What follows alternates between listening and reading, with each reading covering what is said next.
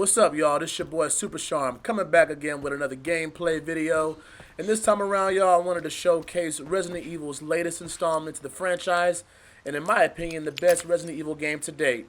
This is Resident Evil Requiem. Perfect fit. Yes, I need two more. With the release on February 27th, I've had some time playing, and I'm just blown away of how detailed this game is.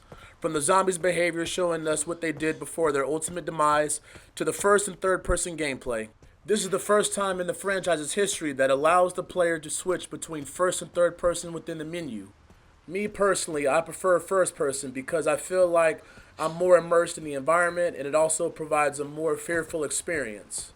In Resident Evil Requiem, you play as two protagonists, Grace Ashcroft, an intelligence analyst for the FBI who's trying to solve the mysterious death at the Wrenwood Hotel where her mother was murdered 8 years ago, and Leon Kennedy, one of the main characters and popular figures in the entire Resident Evil franchise. While you move about in different environments in the game, you'll hear the undead talking to themselves and still maintaining their previous behaviors. You'll hear and see zombies that used to be doctors, chefs, maids, patients, and even staff members. For those of y'all that don't know about Resident Evil, they're filled with puzzles and items that you'll need to advance throughout the game. Earlier in the video, I came across a door with 3 empty symbols that I'll need to collect to exit out the building. Each area of the building has a different item hidden throughout. In a game like Resident Evil, it's important to search each room for not only items that will help you survive, but clues and notes of where other key items are located. Cannot deny how fine the gastrointestinal tract is.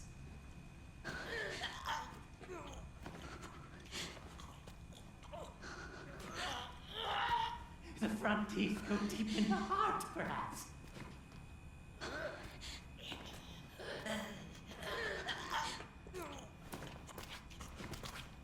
Go straight up, passing the thyroid. Most of Grace's gameplay involves moving without being detected. This is easier said than done at times. It's best to eliminate zombies without making too much noise or drawing more attention to yourself. This may also bring more enemies toward you, especially for other zombies that roam about freely.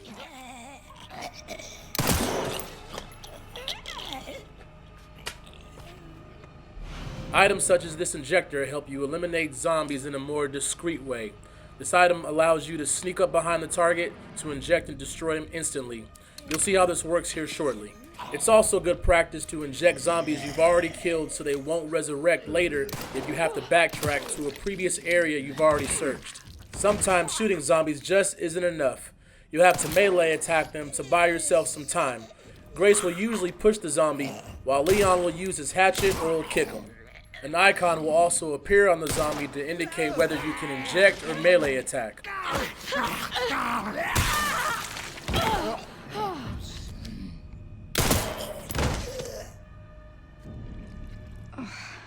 Inventory management is also an important aspect of the game. You can combine or craft other items together, such as herbs for healing, gunpowder and scraps for ammo, or attachments for your weapons. There's also charms that you can attach to certain weapons to increase the damaging power, and other charms to increase your knife abilities if you have one on hand.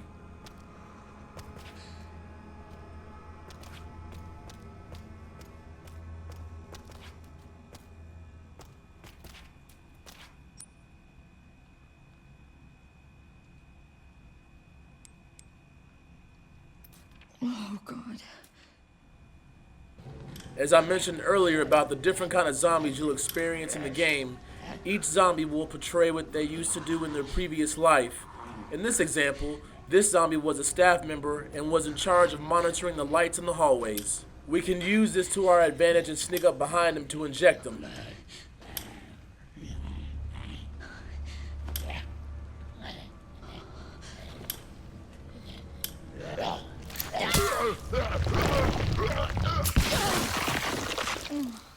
That's too effective.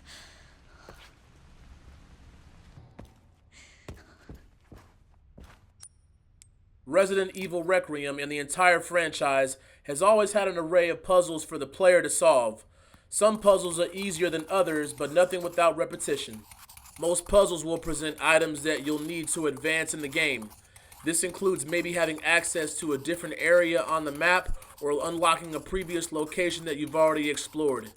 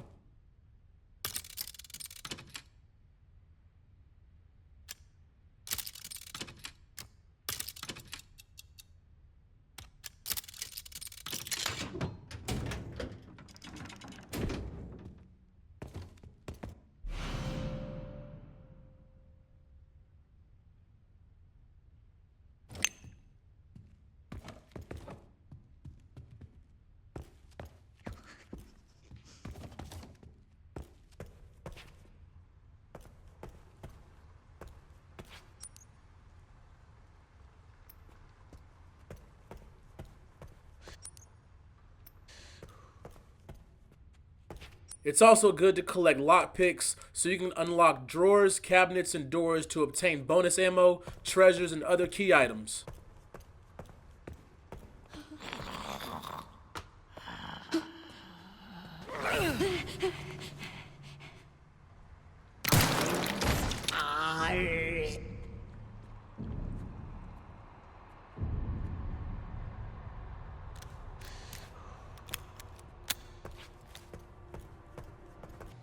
I also wanted to showcase third-person gameplay so you can see the difference. Most Resident Evil games are a third-person experience. Like anything, there's pros and cons between first and third-person gameplay.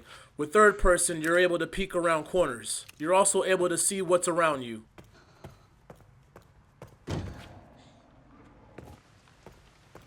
So remember what I was telling you about the undead betraying their previous lives as zombies? And you're probably already asking yourself what's making that loud, eerie noise. You're soon about to find out. This area requires a key and I don't have access to it just yet. Alright, let's explore what's making this noise echoing throughout the hallways.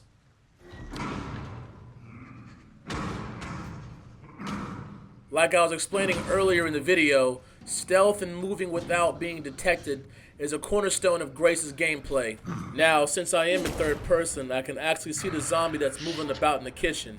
However, if I was in first person, passing by the chef would be a lot more challenging.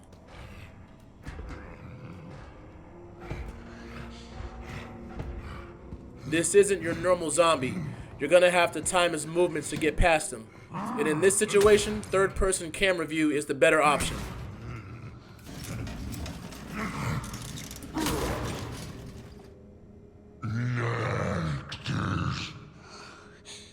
Gotta hide. As always, thank you for your time and viewership. Continue to like, share, and subscribe to the Jenkins Gaming YouTube channel. And continue to check out JenkinsGaming.com for all of the gaming industry's latest news and content.